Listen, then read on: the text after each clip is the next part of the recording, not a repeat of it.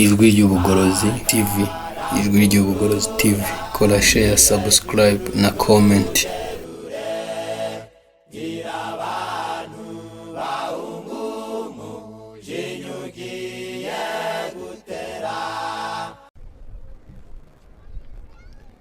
Reka tubasuhuze mwese abateranye uyu munsi. Hebu tuwasalimu nyote ambao mmekusanyika siku ya leo. Ara baturutse hafi ndetse na kure. Kwa waliotoka karibu na waliotoka mbali. Mwese tubaramukije mu izina rya Yesu. Nyote tunawasalimu katika jina la Yesu. Imana ishimwe.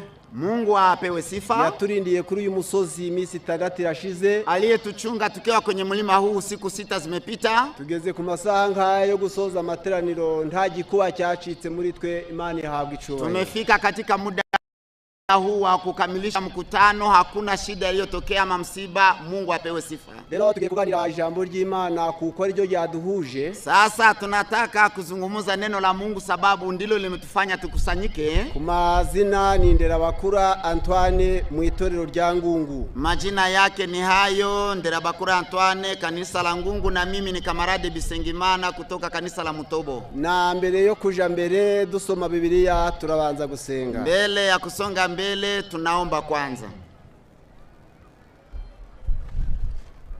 Turagushimye muremye wacu kandi Imana yacu. Tunakushukuru muumba wetu na Mungu wetu kuko ubuntu bwawe n'ineza yawe byakomeje kubana natwe mu minsi isigaye nyuma yacu. Sababu neema yako na wema wako ulikuwa pamoja nasi kwa siku ambazo zimepita nyuma yetu. Ukanatugirira neza ngo uyu munsi duhurize kuri uyu musozi tuganirize binyuze mu ijambo ryawe bihere gucubahiro. Umetutendea mema siku ya leo, umetukusanya ili uzungumuze na sisi neno lako, jina lako lipewe sifa. Icyo ukeneye ni uko ijambo ryawe riturema basha tukaba bawe by'ukuri. Hitaji lako ni kwamba neno lako litufanye kuwa watu wapya, tuwe watu wako kweli kweli. Ubikorere waje wese kandi tutane umugisha gukomotseho mu izina rya Yesu. Ulitendee kila mmoja ambaye amekuja na kila mtu arudi na baraka zako, tunaomba katika jina la Yesu. Amina. Lero tugiye kuganira ijambo ry'Imana. Basi tunataka kuzungumza neno la Mungu, kandi nkuko twakomeje kuryiga na kama vile tumeendelea kujifunza, wabareba uko mwicaye turababonamo ubushake bwo kumva. Mtu wa kuwatazama namna mumetulia kwa kukaa, kuna utashi wa kusikiliza. Noneho ijambo tugira ngo tuganire hamwe muri uyu mwanya, neno ambalo tunataka tuzungumuze kwa muda huu, ni ijambo litubwira ngo abakozi ba saa 11 n'umurimo wabo. Ni neno linalosema watendakazi wa saa 11 na kazi yao. Iryo ni ijambo ryavuzwe na Yesu wenyine mu gitabo cha Matayo 20 uhereye ku murongo wa mbere ukamanuka. Ni neno ambalo lilitajwa na Yesu Kristo mwenyewe katika Injili ya Mathayo sura yake ya 12 ama 20 mstari wa kwanza kuendelea. Aravuze ati ubwami bwo mu ijuru bugeranywa n'umuntu wari ufite uruzabibu, yazindutse kare gushaka abahinzi bo guhingira mu ruzabibu rwe. Noneho arongera asohoka saa 3 ashaka abahinzi bo guhinga mu ruzabibu rwe. Arongera asohoka saa 6 ashaka abahinzi bo guhinga mu ruzabibu rwe. Arongera asohoka saa 9 ashaka abahinzi bo guhinga mu ruzabibu rwe. Arongera asohoka saa 11 ashaka abahinzi bo guhinga mu ruzabibu rwe. Aya niyo magambo ari muri Matayo 20 uhereye ku murongo wa mbere. Katika sura hii ya Injili ya Mathayo sura yake ya 12 ama 20 tangu mstari wa kwanza, kuna kisa cha mtu aliyeajiri wafanyakazi asubuhi saa 3, saa 6, saa 9 na saa 11. Iki cigwa kidufasha kumenya amateka y'itorero. Sura hii inatusaidia kujua historia ya kanisa, kikadufasha kumenya umurimo w'itorero ry'Imana, na sura hii inatusaidia kujua kazi ambayo ni ya kanisa la Mungu, kikadufasha kumenya itorero riba riguye uko riba rimeze, na hii sura inatusaidia kutambua kanisa ambalo linaanguka mfano wake ni namna gani, kandi kikigwa kikatumenya igihe turimo icyari cyo, na sura hii inatusaidia kujua muda ambao tuko ndani ni muda gani. Ukurikije rero uko dusomye, kufuatana na vile tumesoma, abahinzi na ababwiriza butumwa. Wakulima ni wainjilisti ama watendakazi wa injili. Noneho umurima bagobye guhingamo ni inosi ituwe n'abantu. Shamba la kufanyia kazi ni ulimwengu huu ambamo tunaishi sisi binadamu. Nyiriruzabibu aina ushaka abahinzi ni Imana yo mwijuru. Tajiri mwenye kutafuta wafanyakazi ni Mungu ambaye yako katika ufalme wa mbinguni. Noneho duhereye ku jambo ryavuzwe ngo yahereye ku bakozi ba karekare. Tukianzia kwa watendakazi wa asubuhi na mapema.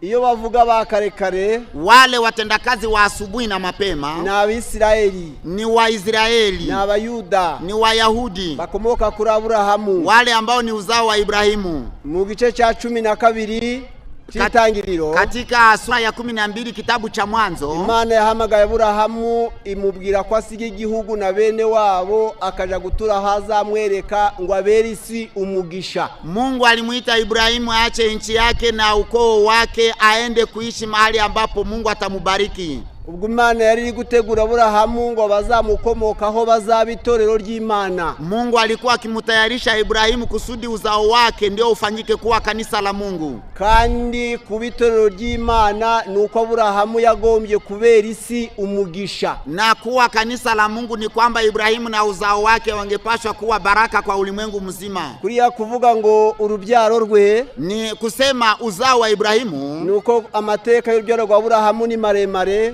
Historia inayohusu Ibrahimu na uzao wake ni historia ndefu sana. Ubwo abakozi ba karekare, watumishi wa alfajiri, yanasohoreye ku rubyaro rwa Aburahamu, ilianzia kwa uzao wa Ibrahimu. Ubwo Abisirayeli bari mu Egiputa, wakati wa Israeli walikuwa katika nchi ya Misri, byabaye ngombwa ko bavanwayo n'umuyobozi witwa Mose. Musa ndiye alikuwa kiongozi wa kuwatoa katika nchi ya Misri, abajanye mu gihugu cy'isezerano aho bita mu gihugu cy'Ikanani. Aliwapeleka katika nchi ya agano ambao ni nchi ya Kanani. None ubwo Mose yarayoboye Abisirayeli, Musa alipokuwa kiongoza wa Israeli, bahawe ibyo bagomba gukora nk'abakozi ba karekare. Walipewa masharti ambao wangepaswa kufanya kama watendakazi wa alfajiri. Ubwo bari bageze mu butayu, walipokuwa katika jangwa, bahawe ubutumwa, walipewa ujumbe. Nibwo bwari burakabaho bwa mbere saho ibereyeho. Ndio ujumbe ambao ulikuwa wa kwanza kabisa tangu kubwa kwa ulimwengu. Mu gitabo cyo Kuva 25:8, katika kitabu cha Kutoka sura ya 25 mstari wa 8, bahawe ubutumwa bwo kubaka ihema ry'ibonaniro. Walipewa masharti ya kujenga hema takatifu ama maskani, aho abanyabyaha bagombaga kwerekera bazanye igitambo bagakizwa ibyaha, mahali ambapo wenye dhambi wangeweza kuelekea wakileta kafara ili waponywe dhambi zao. Ubwo abakozi ba karekare, watendakazi wa alfajiri na mapema, itegeko bahawe n'ukubaka ihema ry'ibonaniro. Amri waliopewa ni kujenga maskani ama hema takatifu la kukutania. Irindi tegeko bahawe, amri ingine waliopewa, barabwiwe ngo umuntu nakora icyaha azashaka ihene cyangwa intama cyangwa inka cyangwa inuma abijanira umutambyi amuhuze n'Imana. Waliambiwa mtu atakayefanya dhambi atafute ng'ombe ama kondoo ama mbuzi ama njiwa asiye na mawaa alete kuwa kafara kwa Mungu. Irindi tegeko bahawe, amri ingine walipewa, nuko nta wundi wagombye guhuza abantu n'Imana uretse umuryango wa Lewi, Abalewi. Pasinge kuwepo na mpatanishi kati ya mtu na Mungu isipokuwa mtu wa ukoo wa Lawi. Irindi tegeko bahawe, amri ingine walipewa, nuko Abalewi batagombye gukora imirimo y'isi, ahubwo bagombye gukora umurimo wo guhuza abantu n'Imana, bagahagwa kurya 10. Ni kwamba Walawi wasingefanya kazi zingine za ufundi, za vilimo, za biashara, ila tu wangefanya kazi ya Mungu na malipo yao ingekuwa zaka. Noneho mu kitabo cyo Kubara 18:20 kugeza 23, ukurasa kitabu cha Hesabu sura ya 18 mstari wa 22 na 23, hakatubwira impamvu umutambyi yagombye kujya 10. Panatuambia sababu gani kuhani alipaswa kula zaka.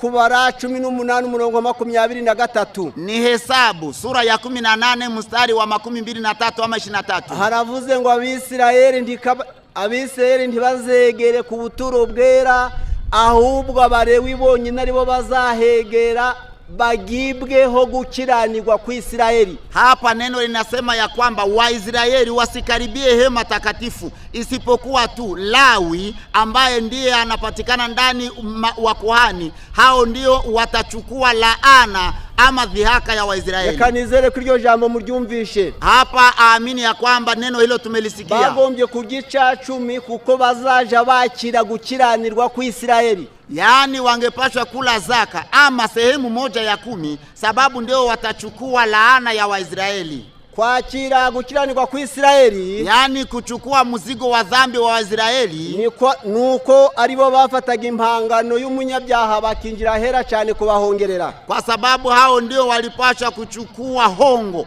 ama kafara ya mwenye dhambi na kuingia patakatifu muno ili kuwatolea kafara hiyo. Kabiri, ya pili, Abalewi igice cya 14, Walawi sura ya 14. Abalewi igice cya 7 umurongo wa 14, Walawi sura ya 7 mstari wa 14. Umunyabyaha iyo yazana gitungo ryo kumuhongerera, yaani mwenye dhambi alipoleta kafara ya kuweza kumtolea, umunyabyaha yafataga ibyaha bye akabirambika mu tungo, akoresheje kurirambika hw'ikiganza, wa munyabyaha akaryica.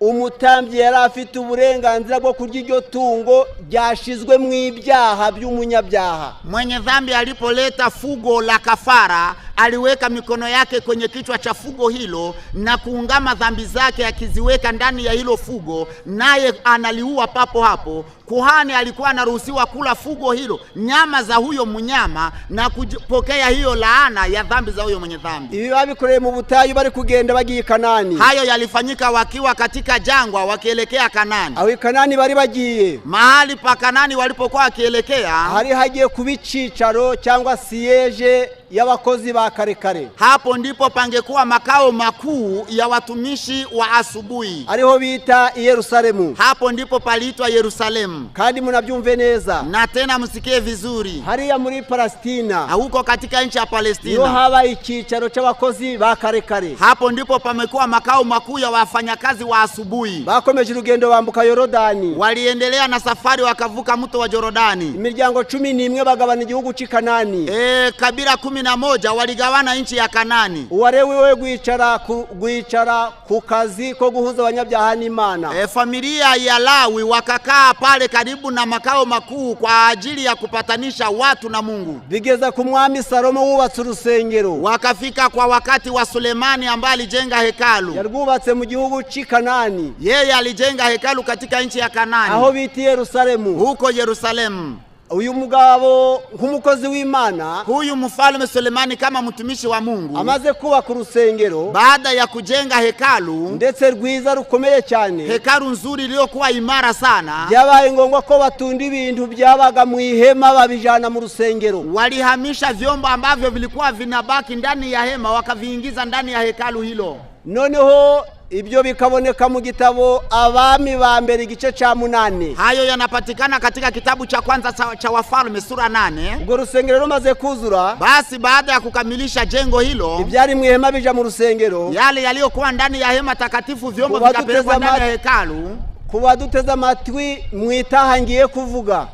Basi kwa watu wanaotutega masikio mujali sana hapa ambapo anafika. Ugwa mbere gw'Abami igice ca 8. Kitabu cha kwanza cha Wafalme sura 8. Murongo wa 29 na 30. Mstari wa 29 hadi mstari wa 30 ama 29 hadi 30. Salomo yapfukamye ku rusengero. Sulemani alipiga magoti mbele ya hekalu hilo. Aramanika amaboko acha. Akainua mikono yake juu. Aravuga ati Imana yo mwijuru. Akasema, Mungu wa mbinguni, tuzi kutaba mu nzu zubatswe n'abantu. Tunajua ya kwamba wewe hauishi ndani ya nyumba zilizojengwa na mikono ya watu. Ariko icyo ngusabye, lakini kile ninachokuomba, ujuhoza amaso kw'iyi nzu, macho yako yadumu kutazama kwa nyumba hii, kugira ngo igihe nzasenga, ili nitakapoomba, n'Abisirayeli igihe bazasenga berekeje amaso aha, na Waisraeli watakapokuwa wakikuomba kwa jina lako wakielekeza macho yao hapa, uzabumvire uri Imana yabo. uwasikilize ukiwa Mungu wao. aho hantu hari hubatse urusengero, Hapo kulikuwa kumejengwa hekalu, hari haratoranijwe n'Imana kwisi, kulikuwa kumechaguliwa na Mungu duniani. ni Ezekieli igice ca 5 umurongo wa 5. Ni Ezekieli sura ya 5 mstari wa 5. Hago harameze nk'ahandi hantu,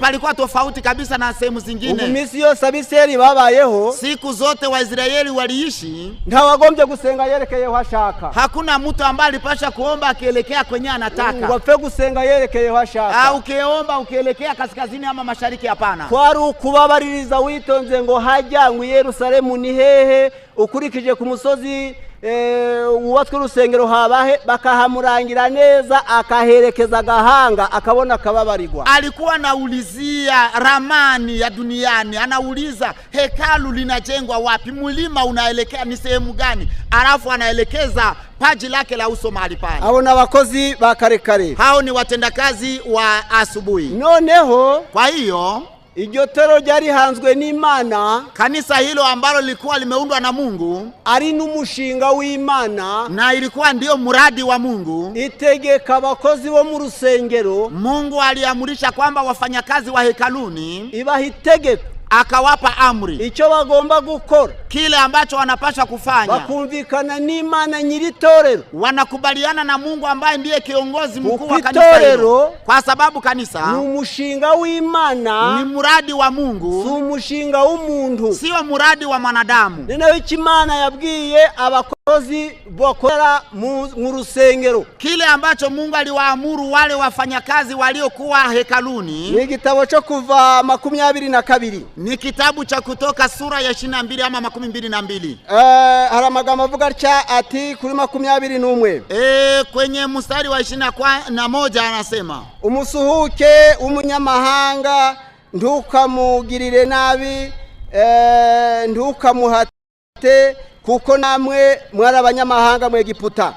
mgeni ambaye yako katika malango yako usimtendee mabaya, kwa sababu nanyi mlikuwa wageni katika nchi ya Misri. Ntihakagira umupfakazi cyangwa imfubyi mubabaza, Usimtendee dhalimu mjane ama yatima. nigira ico babaza, Ukimtendea mabaya, nugira ico babaza na gato, ukimtendea mabaya kwa jambo lolote, bakantakira, wakinililia, sinzabura kubumva. mimi sitakosa kuwasikiliza. Iri jambo murabe muryumvishe. Musikilize neno hili. Iyo bavuga abanyamahanga ni impunzi, Wanaposema wageni ni wakimbizi, bagombye kwita ku bantu b'impunzi, wangepasha kujali wageni ama wakimbizi. bakita ku bapfakazi, Walipasha kujali wajane, bakita nanone ku mfubyi, walipashwa kuwajali na kuwahurumia wale mayatima. indi mirongo bakita ku bakene, Na mafungu mengine wangepasha kuwajali maskini ama wahitaji, kuko ubukene bupfa gusesera aho bubonye. kwa sababu uhitaji ama umaskini unaingia kwa wakati wowote. Wakene utari imfubyi, Unaweza kuwa muhitaji ama maskini na wewe si kandi wakene yatima, utari umupfakazi. na unaweza kuwa maskini lakini wewe si Iri mjane. ni ryo tegeko Imana yahaye abakozi ba Hii karekare. ndiyo sheria ambayo Mungu amewapatia watendakazi wa asubuhi.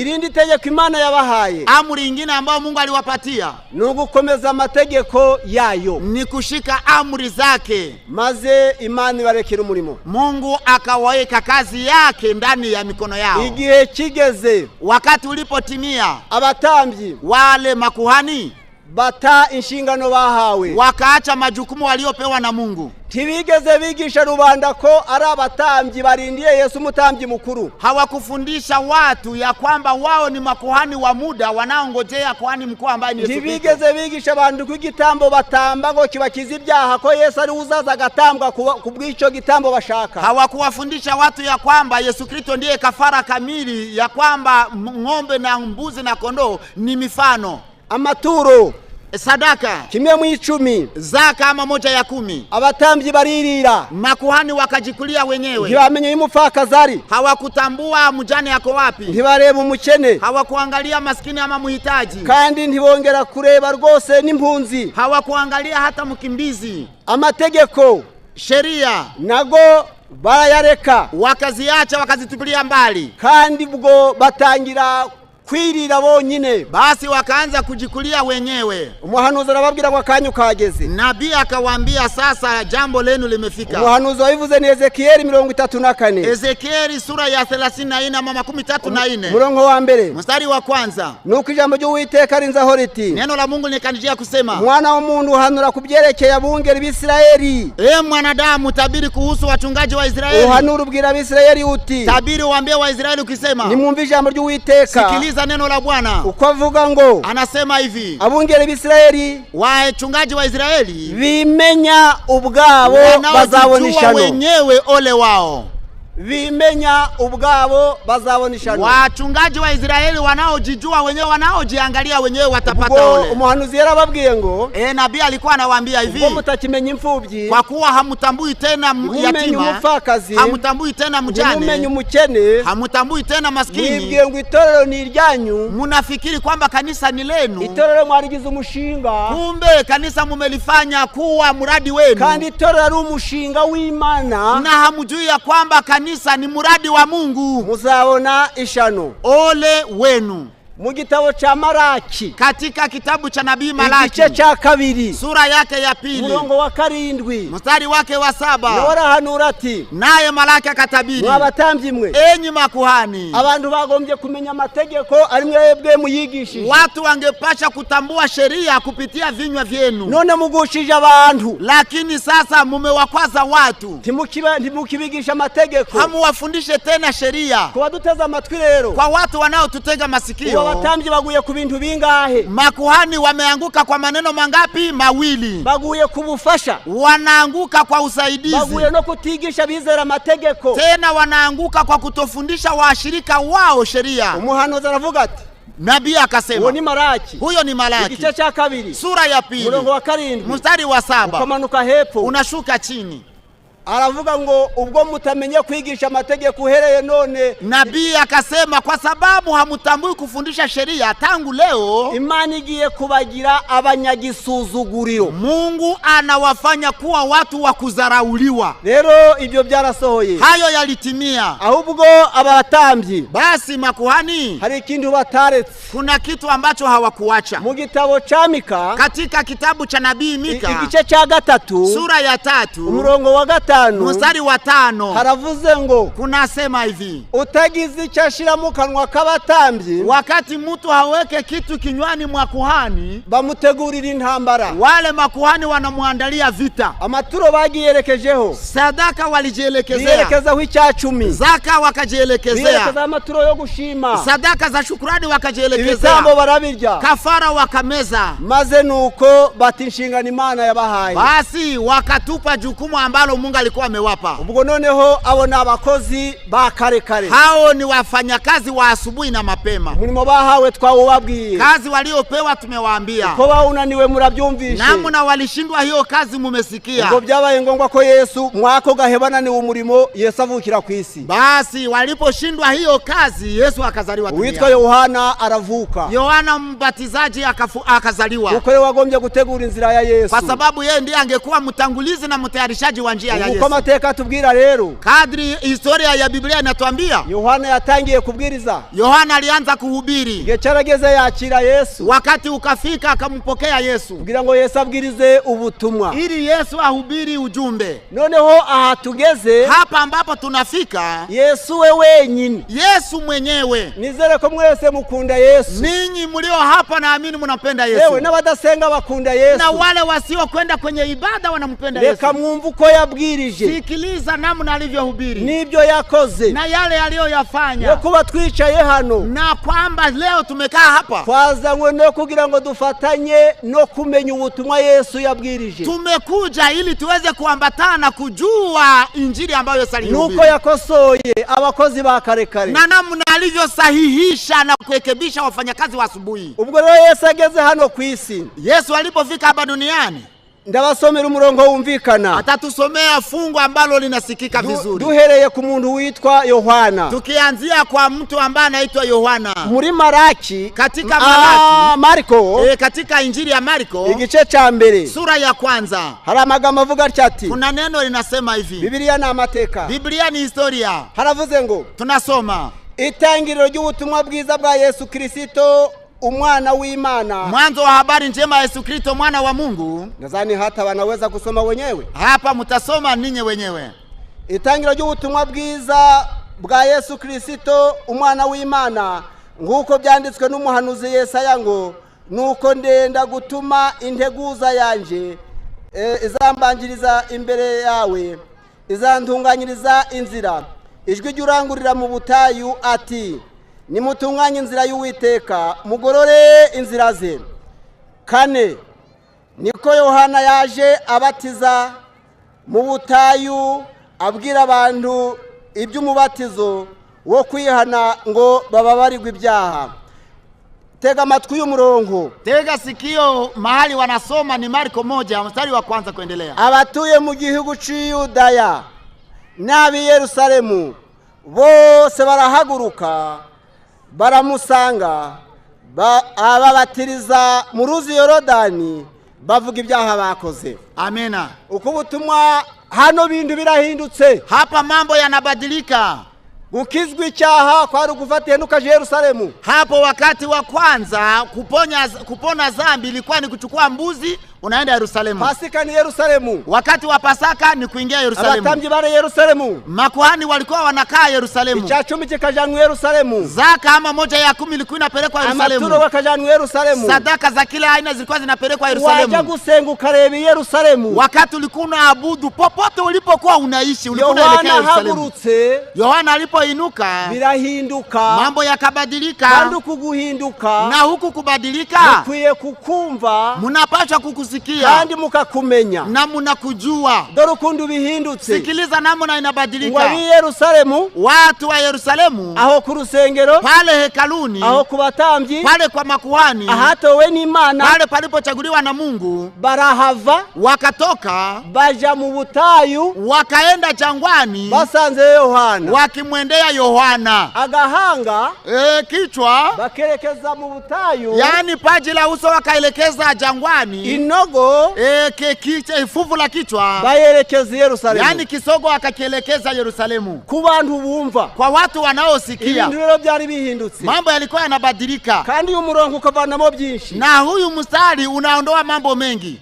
Gutera umugongo Yerusalemu. Yani kutupilia kisogo ama mgongo Yerusalemu. Hari hasoye ubuhanuzi bubiri. Kulikuwa kunatimia unabii wa aina mbili. Ubu mvuze bwonu bwa Yohana. Hapa anaposoma ni kwa Yohana. Fite nubundi bwa Yesu.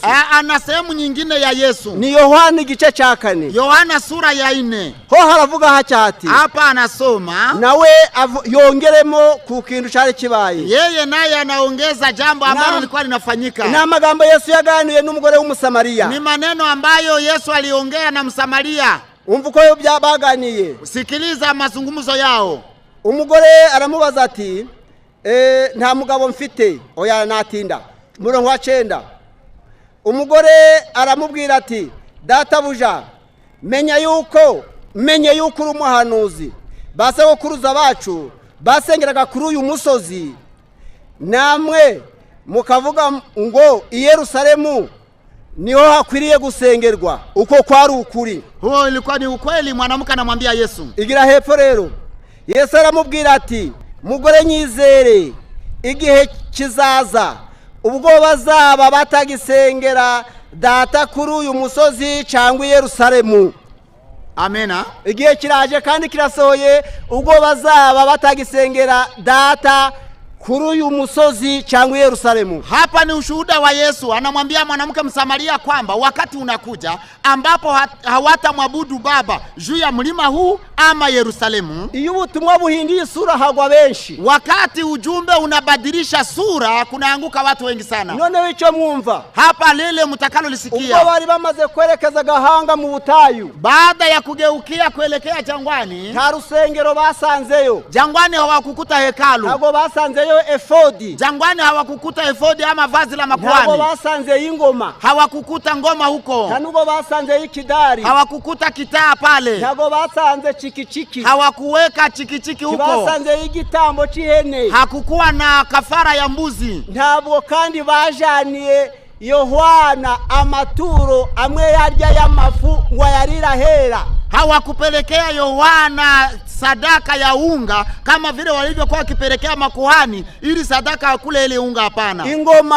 Ngoma, dramu, hapana. Yerusalemu hakuna. Urusengero, yani vilikuwa Yerusalemu huko. Vazi la makuhani, inanga, imirisho, kita na kila aina ya mlio babitera umugongo, walitupilia kisogo mambo hayo yote. ubwo bagera kwa Yohana, basi wakaingia kwa Yohana. Nkiraha rero tunapokuwa hapa, Yesu avuze ngo igihe kiraje be kuzasengera Yerusalemu. Yesu anasema wakati unakuja ambapo hawataabudia Yerusalemu. Yohana atangije ubutumwa bwiza bamusanga mu butayu. Yohana alipoanza habari njema wakamkuta jangwani. Reka ndebe mu materaniro abantu bafite Biblia muzimanike ndore. Tuangalie watu katika kusanyiko ambao wako na Biblia watie juu. Haya. Mwarakoze kuzigura, batele bazigura bazigure. Mulifanya vizuri kununua Biblia, na wale ambao hawajanunua wanunue tangu leo. Aya magambo tubabwira, maneno haya ambayo tunawaambia ni magambo y'ukuri, ni maneno ya kweli kandi yimbonanya, tena ya haki. Iki gitabo canje ngiki. Hii ni Biblia ambayo anafungua hapa. Ubwo murabona ko hariya haranditswe ngo isezerano rya Yesu risha.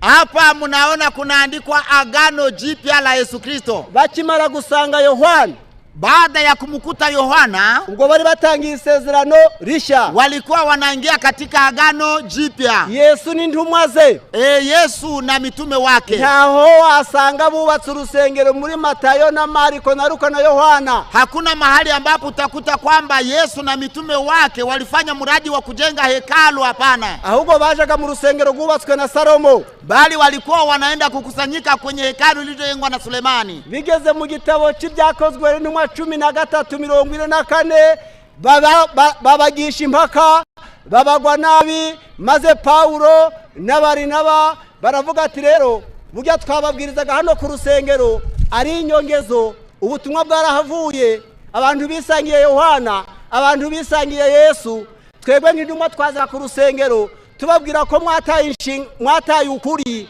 mukaja mwirira amaturo y'abapfakazi, none natwe muraturambiwe, ngaho nimusigare duhindukire abanyamahanga. Basi ilipofika katika Matendo ya Mitume sura 13 mstari wa 44, Paulo na Barnaba wakaambia Wayahudi ya kwamba mulikuwa ninyi ndio mnapaswa kuhubiriwa kwanza. Sasa mlikataa Yohana, mkakataa Yesu, mkakataa Roho Mtakatifu, na sisi mmetuchoka, tunageukea watu wa mataifa. Rero batangaga n'amafaranga menshi, walikuwa wanatoa pesa nyingi. Umunsi umwe bigeze kubwiriza babatiza abantu 3,000. Siku moja walihubiri wakabatiza watu 3,000. Fata Biblia yawe, chukua Biblia yako. Ubutumwa bugiye mu mahanga, habari njema alipoingia kwa mataifa. Nta rusengero Paulo n'intumwa bagenzi be bubatsi Roma. Hakuna hekalu ambalo Paulo na wajumbe wengine wenzake walijenga huko Rumi. Ngoya nimalize kwa lugha hii. Ndiyo. Nta nurwo bubatsi Korinto, ntarwo bubatse Galatiya, ntarwo bubatse mu Efeso, ntarwo bubatse Filipi, ntarwo bubatse Kolosayi, ntabwo bubatse Tesalonike. Baragenda bagera muri Aziya, kuva mu byahishuwe ukagaruka kuri Matayo, indumwa zo Yesu yatoje akazihamagara. Kuva basanze Yohana mu butayu, nta rusengero bigeze bubaka bigana ruriya rwa Yerusalemu. Bibaye mu mwaka wa 70 utarenga, Titusi araza arimbura urusengero rwa Yerusalemu, ahasigaye hibera umurima bahinga imyaka. Basi munasikia mlolongo wa historia ndefu sana. Tangu Yerusalemu hakuna hekalu la Yesu na mitume wake. Rumi, mahali ambapo Paulo alihubiri, Efeso, Galatia, Kolosai, Filipi, Tesalonike, kuendelea hakuna mahali ambapo Paulo na wanafunzi wengine walijenga hekalu, isipokuwa mwaka wa 17 lile hekalu ambalo lilikuwa ni la Sulemani, ambalo Yesu na mitume wake na kina Paulo walikuwa wanaingia ndani kuhubiri Wayahudi. Titusi alikuja akaliteketeza kwa moto. Hakuna hekalu lingine ambalo linaandikwa ndani ya Biblia ambalo lilijengwa. Noneho nukuvuga ngo itorero ry'intumwa kumbe kanisa la mitume bahagaze neza waliposimama vizuri bagenda nkuko Yesu yabasize wakienenda kama vile Kristo aliwaacha duniani kubiza ubuhanuzi kwa watu ambao walijifunza unabii. Nibyahishuwe igice cya kabiri Ufunuo sura ya pili Efeso na Simuruna kanisa la pili ya Simurna. ayo na matorero abiri ni vipindi viwili vya kanisa yabwirije imyaka 325 nta rusengero ambayo kanisa hizo vile vipindi viwili walihubiri injili mpaka miaka 325 bila kuwa na hekalu. Imyaka 325 yani miaka 325 karne tatu zote bafashe Efeso Simuruna wakiwa wameshikilia Efeso na Simurna bateye ikirenge mu cha Yesu wakiwa wamesimama kwenye nyayo za Yesu Kristo. Iyo myaka bayirangije nta ngoma, miaka hiyo yote walimaliza bila ngoma kwenye mikutano, bayirangije nta kidari, walimaliza bila zeze ama filimbi ama chikichiki katika mkutano, bayirangije batarya icacumi nk'abatambi. Walimaliza hiyo miaka yote wale mitume hawakuwa wanapokea mshahara kama makuhani. Iyo myaka yose barayirangiza, wakamaliza hiyo miaka yote. Ubwo yari ishize, basi baada ya kumaliza hiyo miaka itorero ryaje guhura na Roma Kristo. Kanisa hilo liliweza kukabiliana na Rumi, naho bita Perugamo, pale huko Perugamo libarigeze kuitwa Konstantini, wakaingia kabisa kwa umoja na Konstantini mfalme wa Roma w'abapagani ambaye alikuwa ni mfalme wa pagani. Yishushanya ngaho na wagiye kuba Mkristo, akajifananisha na kuwa yeye anataka kujifanya Mkristo. Biblia yawe ni yanjye, Biblia yako na Biblia yangu. Aho kuri Perugamo, katika wakati wa Perugamo, Biblia iravuze ngo itorero rigeze ni ku ntebe ya Satani. Biblia inasema katika Ufunuo ya kwamba mahali kanisa linafika pale ni kwenye kiti cha enzi cha Shetani. Bamaze guhura na Roma Kristo, baada ya kukutana na Rumi ya Kikristo, kuko Roma ku bantu bize ibaga ngumigabane ibiri. Rumi kwa watu ambao wamesoma ina sehemu mbili. Niba mvuze ncha, akisema hivyo, ili si jambo ry'ubukristo. Hili si neno la Ukristo. Si bumenyi bw'ubukristo gusa. Na sio ujuzi wa Ukristo tu.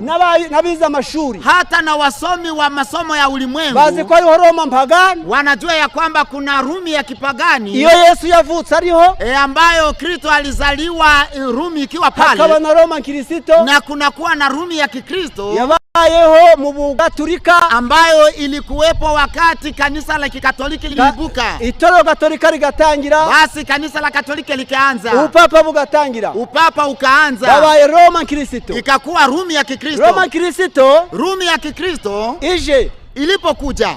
Imaze kuza. Ilipoingia.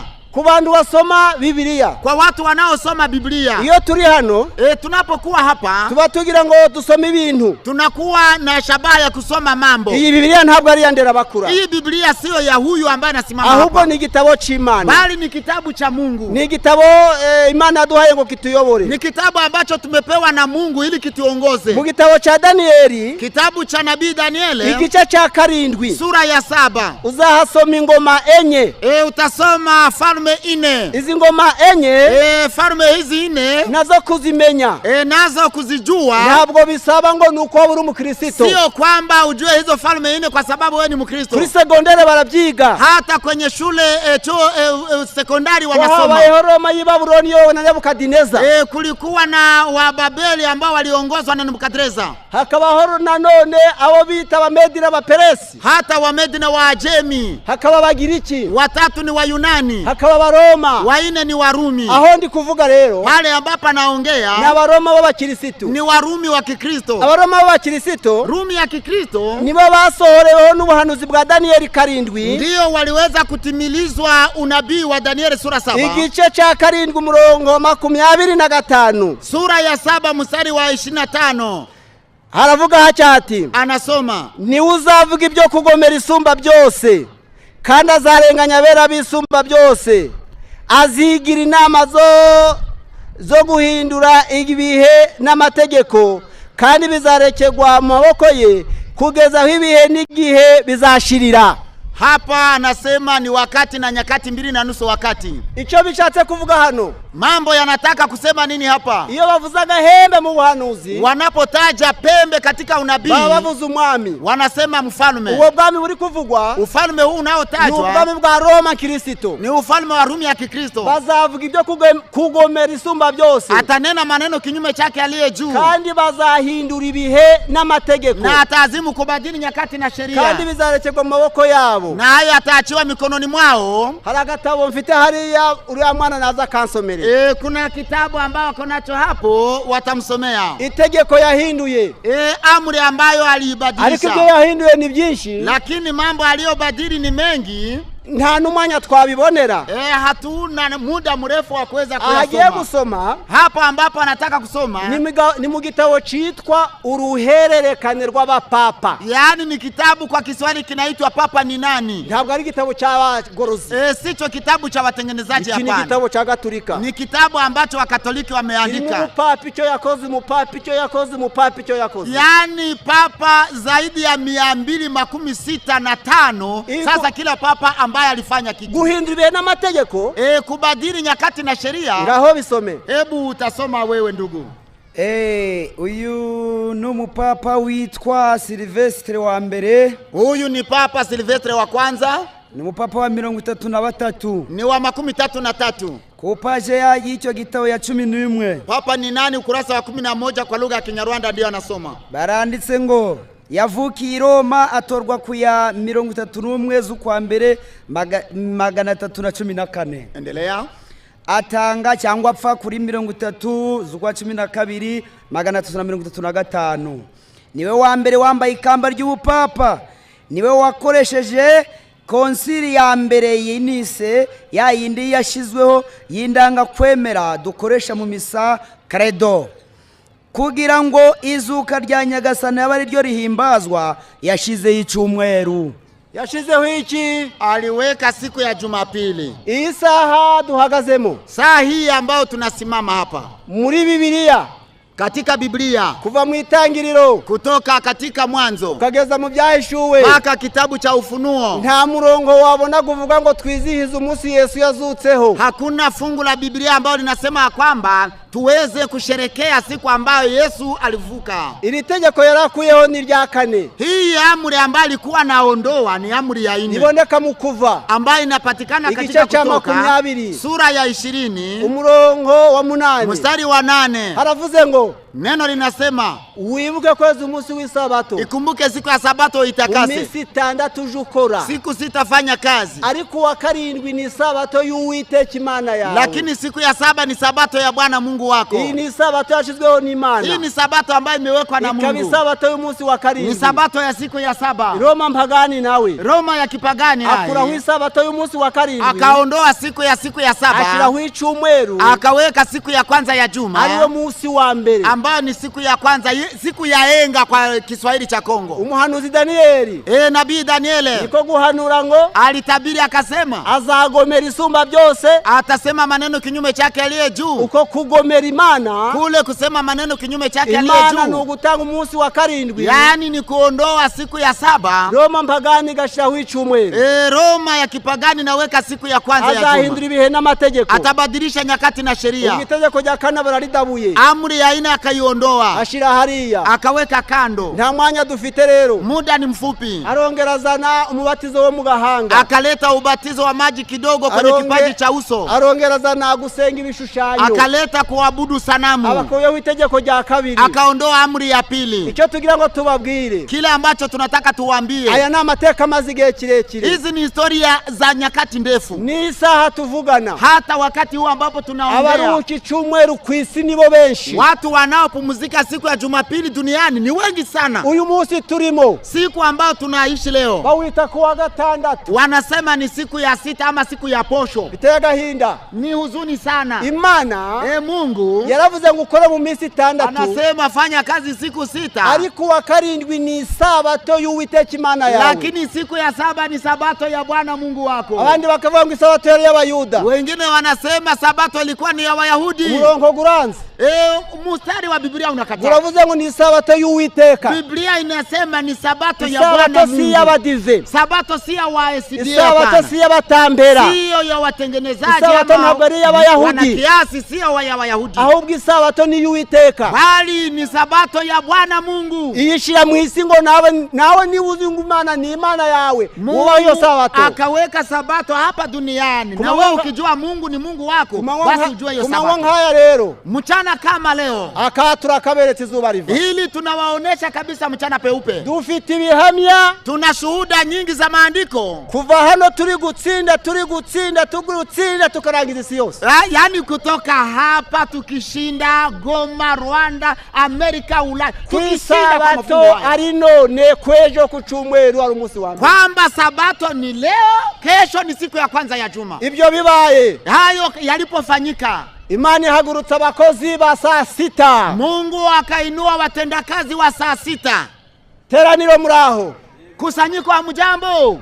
Abakozi ba karekare n'Abisirayeli, watumishi wa asubuhi na mapema ni Waisraeli. Abakozi ba saa 3 ni Yesu n'intumwa ze. Watendakazi wa saa 3 ni Yesu na wanafunzi wake. Batakoreye mu rusengero, ambao hawakutumikia ndani ya hekalu lililojengwa na mikono. Batacuranze, wale ambao hawakupiga kitaa ama nzenze. Batagize itorero umushinga, wale ambao hawakufanya kanisa kuwa mradi wao. Abo n'abakozi ba saa 3. Yao ni wafanyakazi wa saa 3. Aba saa 6 wa saa 6 ni Martin Luther, ni Martin Luther mtengenezaji. Zwingli, akini Husi, Zwingli, Husi, Jeremia na wengine. Abo n'abakozi ba saa 6. Hao ni wafanyakazi wa saa 6. Bahangaye upapa. Hao kabisa walipambana na upapa. Babereka makosa yao, wakawaonesha makosa yao. Babereka aho baguye, wakawaonesha mahali wameanguka. Nabisomye watu umeyasoma ngo iryo hembe nibaryereka makosa yabo ngo azarenganya bera bisumba byose. Danieli ametabiri kwamba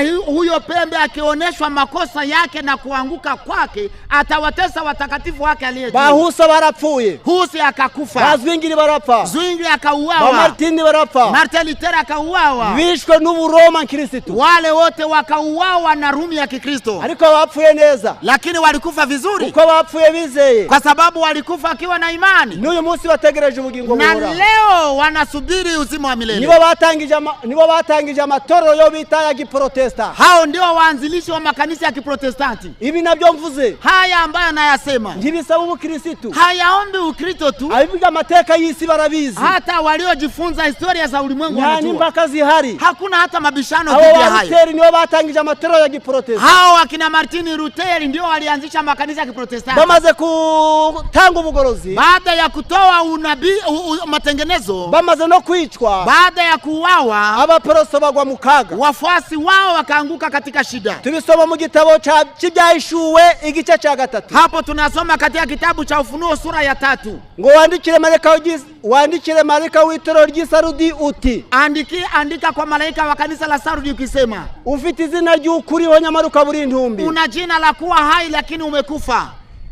Ko batakomeje ibisigaye bigiye gupfa, kwa sababu hawakushikilia yale yaliyosalia. Ko nta n'imirimo bakoze itunganiye Imana, tena hawakutenda matendo mazuri ambayo yanampendeza Mungu. Ubugorozi Luther yarazamuye, unabii matengenezo ambayo Luther alikuwa ameinua, asohora ibihumbi n'ibihumbi bahunga ubupapa, bitwa bahakanye inyigisho z'Roma. Akawa na wafuasi maelfu na maelfu waliotupilia kisogo Rumi na kanisa la Rumi. Ababasohoye mu Kigaturika bamaze gupfa nabo baradindira. Wale ambao waliniwaanzilishi waliowatoa katika kanisa la Katoliki, baada ya vifo vya waanzilishi, wafuasi wao nao wakapotea. Niyo mpamvu na bugingo n'ubu kiruhuko cy'umweru atari bo bagishizeho, ahubwo cyarashizweho n'ubupapa. Ndio maana wa Protestanti kwa leo wanapumzika siku ya Jumapili, na sio walioweka hiyo Jumapili, bali Jumapili iliwekwa na upapa. Imana ibonye batageze ku mugambi, Mungu alipoona kwamba hawafikie lengo, Imana ihagurutsa abakozi ba saa 9. Mungu akainua wafanyakazi wa saa 9. Abo bakozi ba saa 9, hao wafanyakazi wa saa 9 ni Abadiventiste, ni Waadventiste. bahaguruka mu gitabo cy'Ibyahishuriwe igice cya 14. Hao wakainuka katika Ufunuo sura 14, bayobowe n'uwitwa William Mirere, wakiongozwa na William Miller. aho twavuye hakundi Buraya twageze muri Amerika. Basi tumetoka Ulaya tumeingia Amerika. Uyu William Mirere, Huyu William Miller niwe wabwirije wa Protesta. ndiye alihubiri wa Protestanti. Amaze kubabwiriza, Baada ya kuwahubiri, ababwiriza ubutumwa mu Byahishuriwe 18. akawahubiri ujumbe wa Ufunuo 18. Ubutumwa bwiza buvuga ngo mwubahe Imana muyihimbaze, Ujumbe unaosema kwamba mcheni Mungu na kumtukuza, kandi muramye iyaremye ijuru n'isi n'inyanja n'amasoko, na musujudieni yale aliyeziumba mbingu na nchi na bahari na chemchemi za maji. bava mu Apoloso basanga William Mirere, Wakatoka kwa Protestanti wakaingia kwa William Miller, ababaye abategereje, wakawa watu wanaongojea kurudi kwa Kristo. igihe kigeze bitwa Abadiventiste b'umunsi wa 7. Wakati ulipokamilika wakaitwa Waadventiste wa siku ya 7 kwa sababu ya kupumzika Sabato. Bamaze kwa Abadiventiste b'umunsi wa 7, basi walipoitwa Waadventiste wa siku ya 7 babageze Laodikia, wakaingia Laodikia, arico kino gihe turimo, ambacho ndicho wakati tulicho nacho. igice cya 3:14, Sura ya 3 Ufunuo mstari wa 14 hadi 21. Abadiventiste bagwa mu kazuyaze, Waadventiste wakaingia katika uvuguvugu. baguye mu kazuyaze, Walipoingia katika uvuguvugu, Madamu White Madamu White akaandika, arabahanurira ati, akawatabiria akisema, iki gitabo cyitwa Ibyaduka byo minsi imperuka, matukio ya siku za mwisho ni kitabu 179. 178. Ikindi cy'ukuri nuko Abadiventiste b'umunsi wa 7 Jambo la kweli ni kwamba Adventiste wa siku ya 7 bibereye munsi y'ibendera rya Satani, wamekwisha kuwa chini ya bendera ya Shetani. bibereye munsi y'ibendera rya Satani, Wamekaa chini ya bendera ya Shetani.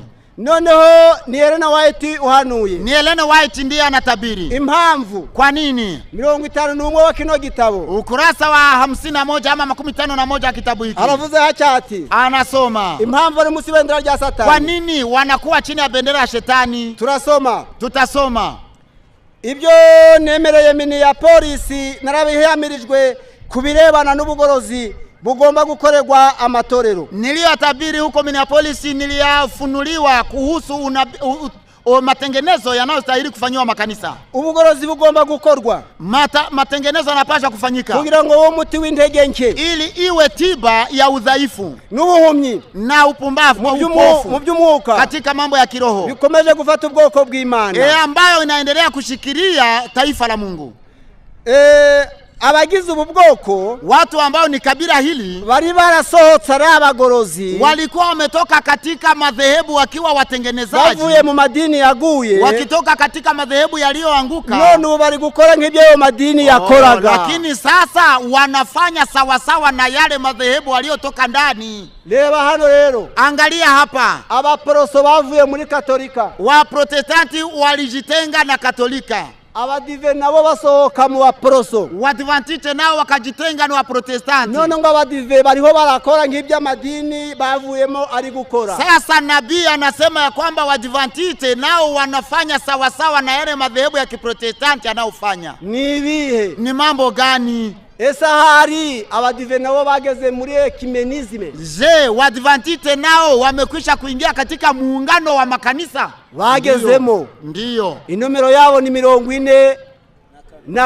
Namba yao ni 42 katika ecumenisme, muungano wa madhehebu. Isaha tuvugana, saa hii tunapoongea, kwa duhagaze imbere yanyu, tukiwa tunasimama mbele yenu, ni Ibyahishuwe igice cya 14, ni Ufunuo sura 14 umurongo wa 9 mstari wa 9. Aravuze ngo, neno linasema, umuntu naramye ya nyamaswa, mtu awaye yote atakayemsujudu munyama n'igishushanyo cyayo na sanamu yake, agashikaho ikimenyetso cyayo na kupokea alama yake, uwo ni uzanywa ku nzoga y'umujinya w'Imana yitegewe idafunguwe mu gacuma k'umujinya wayo. Huyo ndiye atakaye kunywa mvinyo wa ghadhabu ya Mungu iliyotayarishwa pasipo kuchanganywa na maji. Inyamaswa ubutegetsi bw'Ubugatolika, munyama ni utawala wa Kikatoliki, bw'Ubupapa, upapa. Igishushanyo, sanamu ya munyama n'urwiyunge, ni muungano wa madhehebu. ikimenyetso, alama ya mnyama ni icyumweru, ni siku ya Jumapili. ubu butumwa, Ujumbe huu, ubu ngubu waje kubera mu bashitsi, ujumbe huu ambao unazungumzwa hapa, turiho tubabwira, tunawaambia iby'Imana yanyu, yale ambayo Mungu amesema. tubabwira, Tunawaambia ibya Biblia yanyu, yale ambayo Biblia inasema, yuko ya kwamba abakiri munsi y'ubutegetsi bw'Uburoma, wale ambao bado wangali chini ya utawala wa Roma, bakaba bakiri mu rwiyunge rw'amadini, wale ambao bado wako katika muungano wa madhehebu, bakaba bakiri mu cyumweru, wale ambao bado wanapumzika siku ya Jumapili, bagiye kunywa ku nzoga y'umujinya w'Imana. muda si mrefu watakunywa mvinyo ya ghadhabu ya Mungu. Imana rero, Mungu basi ntabwo ishaka ngo munywe, Mungu hataki hiyo ghadhabu ntabwo yake. Imana ishaka ngo murimangane, Mungu hataki mupotee kabisa. irabakunda mwese, Anatupenda sisi wote. niyo mpamvu Ndiyo sababu ibihumbi, maelfu, abagore n'abagabo, wanaume na wanawake, abahungu n'abakobwa, wavulana na wasichana, turangije iminsi 7 hano, mumemaliza siku 7 hapa twiga, tukijifunza, tubararika, tukiwaalika ngo muze, ili mukuje tubahitangazo, tuwapatie zo tangazo guhunga inyama, la kukimbia mnyama n'igishushanyo cy'inyama, na sanamu ya mnyama n'igishushanyo cyayo, na alama ya mnyama. rero murabyumvisha. Basi mumesikia, ubwo nukwanga abakozi ba saa 11 ni kusema watendakazi wa saa 11 n'ubugorozi, ni matengenezo ari nabwo dutwaye, ambao tunauchukua. abakozi ba saa 11 Wafanyakazi wa saa 11 bafite akazi, wako na kazi. ubu butumwa tubabwiriza, Habari njema hii tunayowahubiri, ubu butumwa mwaje kumva, habari njema hii ambayo mmekuja kusikiliza, nubwo abagorozi, ni habari njema ambayo imekabidhiwa watengenezaji, n'abakozi ba saa 11 ni wafanyakazi wa saa 11, kandi bafite umurimo, tena wana kazi nzito. impamvu, Sababu iki gihe turimo, wakati ambamo tunaishi, Timotheo ya 2, Timotheo waraka wa 2 igice cya 3 sura ya 3 murongo igice cya 4 murongo wa 3, sura ya 4 mstari wa 3, Paulo yaravuze ngo, Paulo aliandika, kuko igihe kizaza, kwa sababu wakati utakuja, ubwo batazihanganira inyigisho nzima, wakati ambapo hawatavumilia mafundisho ya ukweli, amatwi yabo azaba barya, masikio yao yatakuwa yakiwasha, ashaka kumva ibanezeza, wakitamani kusikia yanayowapendeza. nubwo ngo twebwe nk'abakozi ba saa 11, Kumbe sisi kama watendakazi wa saa twebwe 11, nk'abagorozi, sisi kama watengenezaji, dufite umurimo ukomeye tuna kazi ngumu w'abantu batazaja bumva ukuri, ya watu ambao hawatasikia ukweli, bakaja bishakira abigisha ujenira ryabo, watajitafutia walimu wanaoambatana na tamaa zao. niko byaje guhanurwa, Ndivyo ilitabiriwa. mureke mbabwire, Hebu niwaambie, ibyo niko binari. havyo ndivyo ilivyo. Abaroma igice cya 10 Warumi sura ya 10 murongo wa 17 mstari wa 17 haravuze ngo kwizera kuzanwa no kumva, inasemwa ya kwamba kuamini kunaletwa na kusikia. ariko ubu, Lakini kwa sasa umuntu aja yemera kwizera nta nicyo yumvisha, watu wanataka kuamini bila kusikia lolote, kandi wizeye na umeamini utumvishije bila kusikia, nta bugingo, hauna uzima wa milele. bisaba ngo wumve, Inakubidi usikie, umenye iki ni ikinyoma, ujue kwamba hii ni umenye uongo, ukuntu ukuri, ujue kama huu ndio ukweli. mushize imbere inzira ibiri, Umewekwa mbele njia mbili, wewe uhitemo. basi ujichagulie. Reka nze mbabwire, Hebu niwaambie, kuja mu ijuru saa kanwa, kwenda mbinguni sio mdomo, kuja mu ijuru saa maso, kwenda mbinguni sio kuja mu macho, ijuru saa maboko, kwenda mbinguni sio kuja mu mikono, ijuru si kindi, kwenda mbinguni si jambo jingine, n'ugutwi, bali ni kusikia. kumva, Kusikia, ukamenya gutandukanya icyiza n'ikibi. unajua kutenganisha jema na baya. Umuntu utazi gutandukanya ubutumwa bubi n'ubwiza ntiyaja mu ijuru, Mtu ambaye hajui kutenganisha habari mbaya na habari njema hawezi kwenda mbinguni, kubera kwizera kuzanwa no kumva. kwa sababu kuamini kunaletwa na kusikia. None Paulo ati bazaba abantu batumva ukuri, Basi Paulo anatabiria kwamba watakuwa watu wasiokubali kuelewa ukweli, bibwiriza abigisha ujenera ryabo, watu ambao watajikusanyia walimu wanaoandamana na tamaa zao. hari umureveri uherutse kugira inzara, Kuna reverend ambaye alipatwa na njaa hivi karibuni. ibi mvuze nakuja imbere nkahakwereka, Haya anayoyasema anaweza kwenda mbele yako na anakuonyesha chini inzara yako. ije Yale huyo reverend alipopatwa na njaa, aho yanyuze simbazi cyo kora, mahali alipita hapajulikani, akaba yari afite amatorero rero alikuwa na makanisa mbalimbali gayoboye, aliyoyaongoza. agurisha agatorero kamwe akagurisha umurevera wo hakurya, Aha, kanisa moja lake akaliuzisha revera mwingine wa ng'ambo. yo, Sikiliza, hiyo ni njaa. agatorero Kanisa kake agahuwe akakapatia revera mwingine.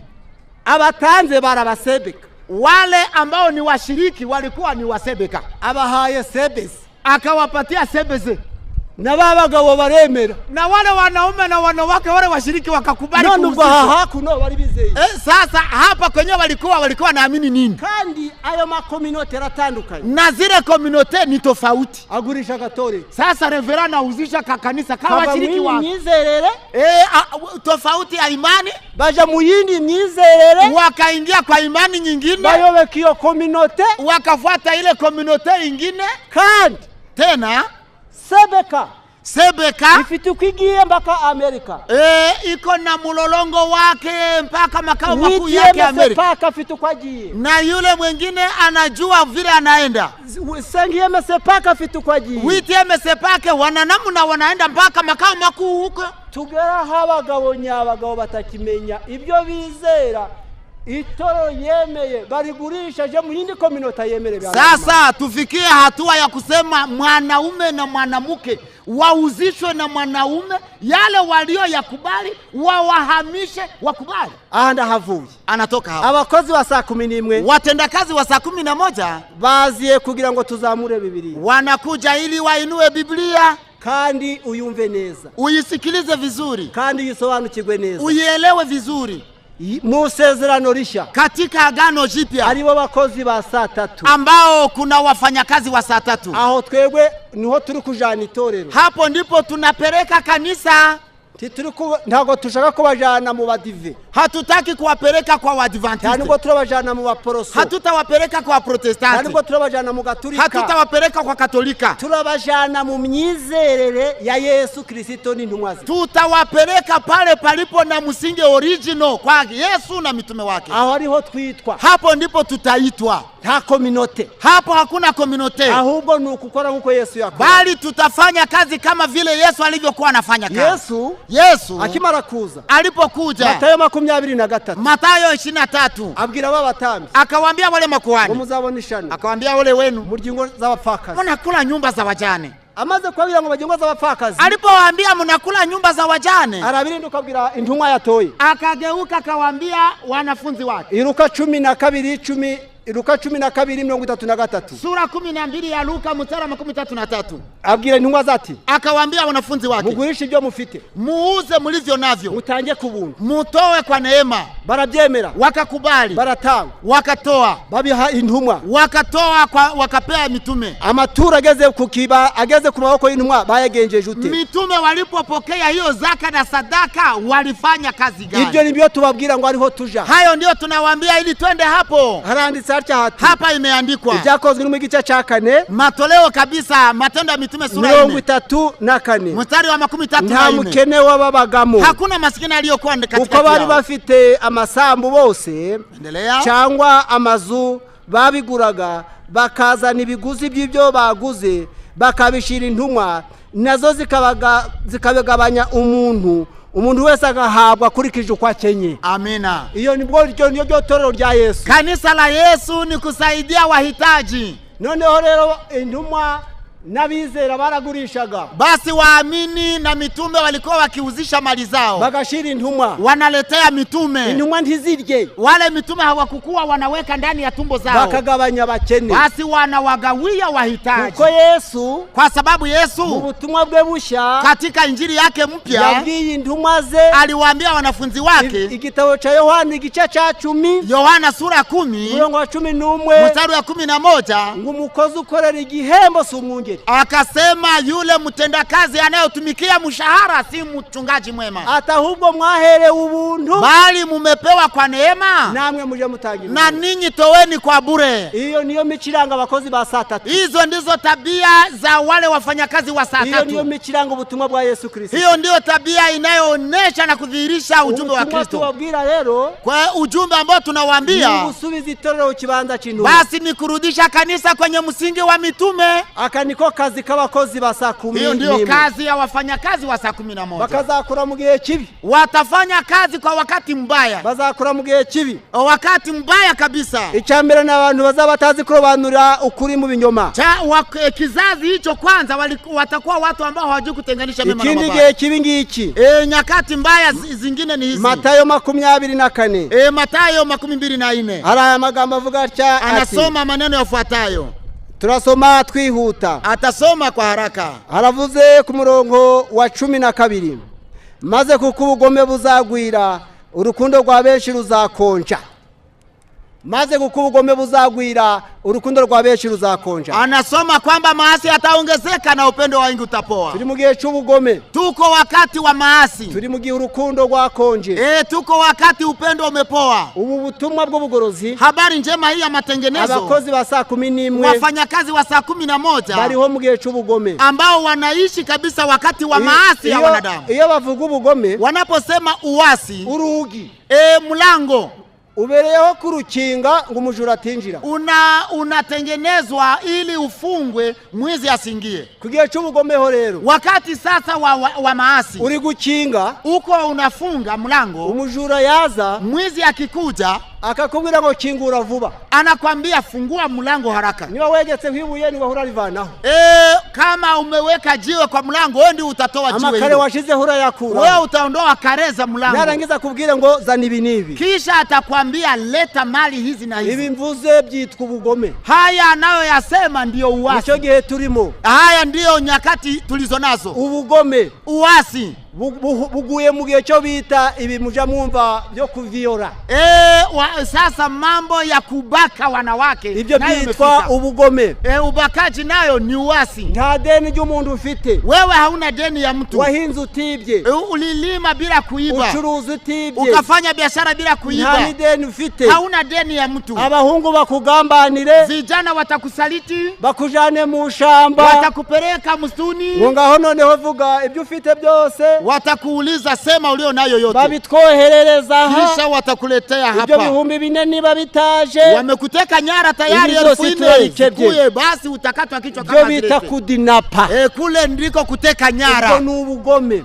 Huo ni uasi. Nta deni ufite, hauna deni ya mtu. Wahinze umurima wawe, ulilima shamba lako, wacuruja yawe, ulifanya biashara kwa pesa zako, amafaranga bakohereza, lakini pesa watazituma. Ibyo bakwita ubugome. Hiyo ndio inaitwa uasi. Nicho gihe turimo, ndio wakati tuliomo. Turi mu gihe kibi, tuko wakati mbaya. Yesu yaravuze ngo amoko azasubiranamo. Yesu alisema kwamba kabila itainukia kabila nyingine na kupigana. Nose gusubiranamo gapfuye. Sasa kabila zinapigana wakifia nini? Nta utuye mu nzu yundi, wewe haukai ndani ya nyumba ya mwingine. Ariko nubuhanuzi busohoye, lakini ni unabii ambao unatimia. Ubugome buzagwira. Unabii unasema kwamba uasi utaongezeka. Sasa nababwira iki ku butumwa bufita kazi? Atuambie nini? Mbona hii habari njema ni ngumu sana? Igihe rero amoko ari gusubiranamo, wakati kabila zinarudiana ndani kwa kupigana, ubu butumwa bugomba kubwirizwa. Habari hii njema inapaswa kuhubiriwa. Ari amoko agatemana, hizo kabila zinakatana. Abemeye ubu butumwa bakiyunga, wale waliokubali hii ujumbe wanajiunga pamoja. Tukuzuza umurongo wa Efeso igice cya 2 umurongo wa 14. Tunatimiza mstari wa Efeso sura 2 mstari wa 14. Ngo Yesu yenza babira bagira umwe, kwamba Yesu alichukua wawili akawafanya kuwa mmoja. Abo bazaba umwe muri Yesu, wale watakuwa mmoja ndani ya Yesu, bahamagawe n'ubugorozi, wanaitwa na matengenezo, bahamagawe n'ubutumwa bw'abakozi wa saa 11, wanaitwa na ujumbe wa watendakazi wa saa 11. mu moko yose. Habari njema itaingia kwa kabila. Nibarangiza babwizere, kisha wale watu wa kabila hizo waamini ujumbe na maraso ya Yesu, waunganishwe na damu ya Yesu, bategereze kuza kwa Yesu, wangojee kurudi kwa Kristo. Hao nibo Yohana yabonye, hao ndio Yohana aliwaona mu Byahishuwe 10 igice cya 9:17. Sura ya 9 mstari wa 17. Bazamutse bagiye, wakipanda kuelekea Sayuni, bavuga ururimi ngo yari amoko yose n'indimi zose, walikuwa wa kabila zote na lugha zote, kandi ngo bari barejeshejwe amaraso y'umwana w'intama, na walikuwa wametakaswa na damu ya mwana kondoo. Reka tubabwire, hebu tuwaambie, nta kundi bizaba nuku, hakuna namna nyingine itafanyika isipokuwa hivi. Tugushidikanya, bila shaka ino saa hii ubuhanuzi moko gusubiranamo buri wacu, unabii unatimia kwamba kabila zinakatana leo, buri no mu bindi bihugu na katika nchi mbalimbali. Ariko kubera amaraso ya Yesu, lakini kwa sababu ya damu ya Yesu, kubera ubugorozi, kwa sababu ya matengenezo, umurimo w'abakozi wa saa 11, kazi ya watendakazi wa saa 11, hano hapa turangije iminsi 7, hapa tunamaliza siku 7. Turi kumwe n'umundandi, tuko pamoja na munande, turi kumwe n'umunyanga, tuko pamoja na munyanga, turi kumwe n'umutembo, tuko pamoja na mutembo, turi kumwe n'umuhundu, tuko pamoja na muhunde, turi kumwe n'umuhutu, tuko pamoja na muhutu, turi kumwe n'umutusi, tuko pamoja na mutusi. Ndabarangije na mushi turi kumwe n'abashi na muhavu. turi kumwe n'abahavu.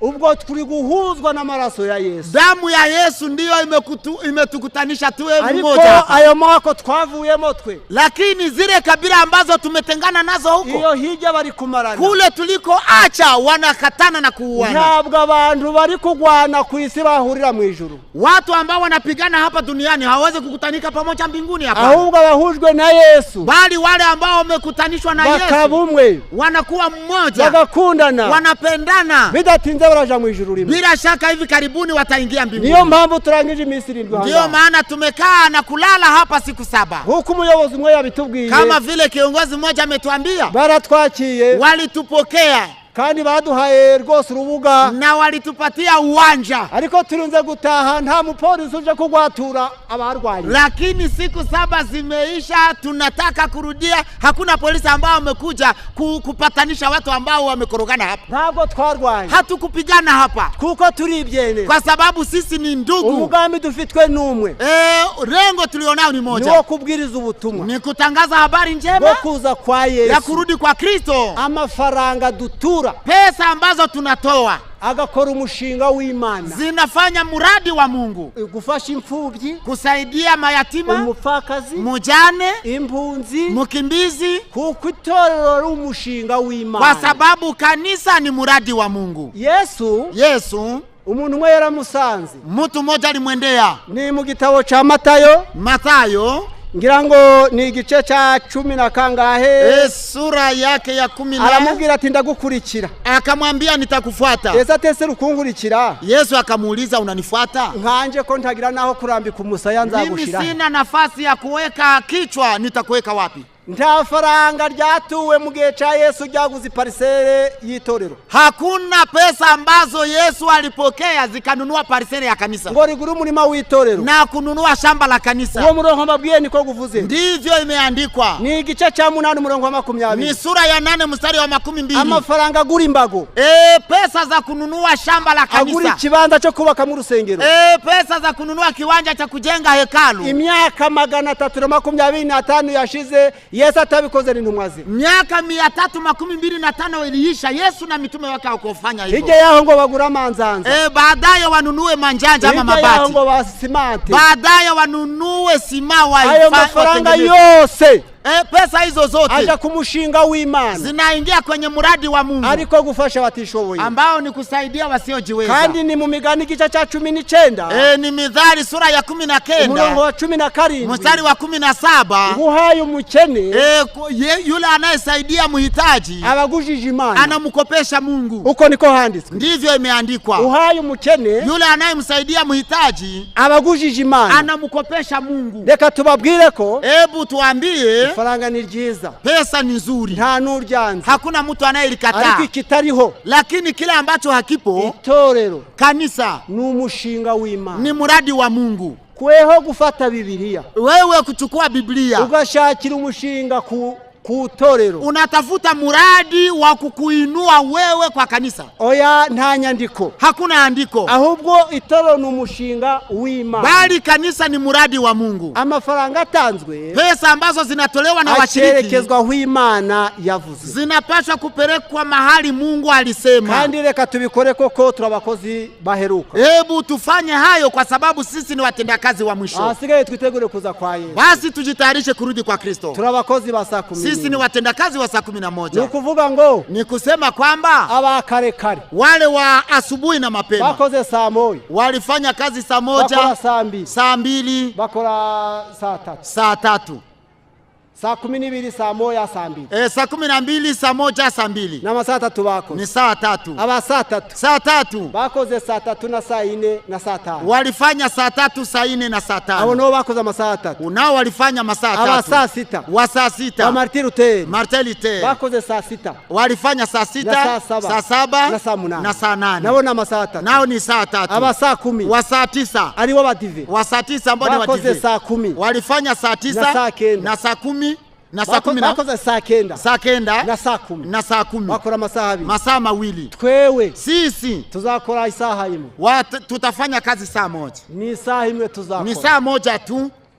ubutumwa turi kubabwira ubutumwa buheruka. Hii habari njema tunayowaambia ni ya mwisho. Iyo ari saa 11 ikiwa ni saa 11 haba hasigaye kubara iminota, inabaki ni kuhesabu dakika. ntabwo baba bakibara amasaha, hakuna kuhesabu masaa. uku ni ukuri kuzuye. Huu ni ukweli unaokamilika. Ibyahanuwe byose byarasohoye, yaliyotabiriwa yote yametimia. buriya hivi uri kwiga amashuri saa 11, wewe unasoma masomo saa 11, diploma uyibonye saa 11, diploma yako unaipata saa 11, lisansi uyibonye saa 11, lisansi ama grade yako unaipata saa 11, woro inka saa 11, wewe unafuga ng'ombe saa 11, usabwe saa 11, wewe dada unachumbiwa saa 11, kandi usabye saa 11, na wewe kijana unachumbia saa 11, ukize saa 11, tajiri unatajirika saa 11, ukize saa 11, utajiri wako unaopata saa 11, kaini bunakenye, na hata kama wewe ni tajiri maskini ukenye saa 11, uhitaji wako ni wa saa 11, mu gitondo ubucabari burabwiye. Basi asubuhi umaskini wako utakomeondoka. Sinibaza kunyagirwa n'imvura wenda kusohora iwawe ndacyo. Sijui basi kuloana na mvua ukiwa karibu na kufika kwako. Ingorane mufite z'ubukene, huzuni zote mlizonazo za umaskini. Kuburaho muhinga, kukosa kwenye mtalima, muhinga bikarumba, kukulima mavuno yanaharibika, kukora imitwaro y'abandi, kubeba mizigo ya wengine, kukoreshwa n'abandi, kutumikia wengine. Na kaga mufite saa 11, ni huzuni na hatari mlio nayo saa moja tu. Mugitondo Yesu akabaruhura, asubuhi Yesu anawapumzisha. Kaina bakize saa 11, na matajiri wanatajirika saa 11. Ibigaragaza kwisigiye birahari. Hayo inaonyesha kwamba dunia inaelekea kuisha. Tufatanirize hamwe kwemera ubutumwa bweruka. Basi tusaidiane kukubali habari ya mwisho. Twemere kubaka itorero rya Yesu, tukubali kujenga kanisa la Kristo na mitume wake. Twemere itorero liwe umushinga w'Imana, tukubali kanisa liwe muradi wa Mungu. Ukuri umushinga mu byitorero, ufanye muradi katika mambo ya kanisa. Twitegure kuza kwa Yesu, tujitayarishe kurudi kwa Kristo. Amateka nacibwa, basi hukumu zitakapokatwa, tuzabe twaramaze gukorera Imana, tuwe tumemtumikia Mungu. Turabibasabiye mu izina, tunawaombea yote hayo katika jina la Yesu, amina.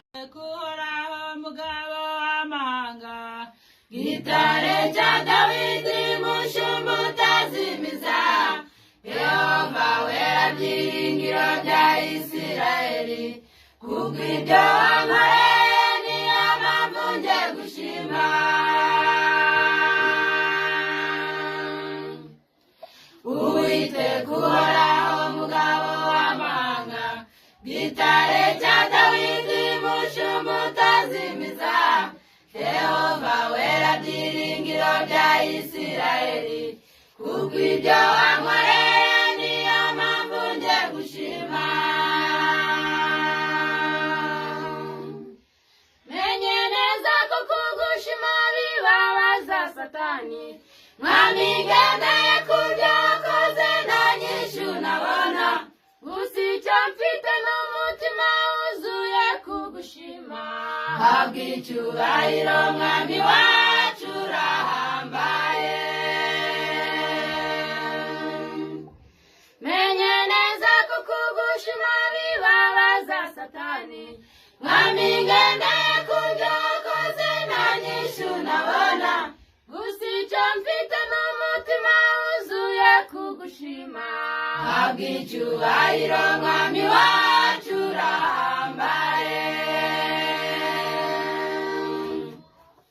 Here kukize ko numva muze naho nabihera, kundinda se kumibyo kurya se kumanura urubyaro, Mwami ntakutagenge ngo ndebe mu maso hawe, ntacyo nakwitura Mwami wacu habwa icyubahiro. Here kukize ko numva mbuze naho nabihera, kundinda se kumibyo kurya se kumanura urubyaro, Mwami ntakutagenge ngo ndebe mu maso hawe, ntacyo nakwitura Mwami wacu habwa icyubahiro. Menye neza ko kugushima bibabaza Satani, Mwami ngendeye kubyo wakoze nta nyishu nabona, gusa icyo mfite n'umutima wuzuye kugushima. Habwa icyubahiro Mwami wacu urahambaye. Menye neza ko kugushima bibabaza Satani, Mwami ngendeye kubyo wakoze nta nyishu nabona, gusa icyo mfite n'umutima wuzuye kugushima.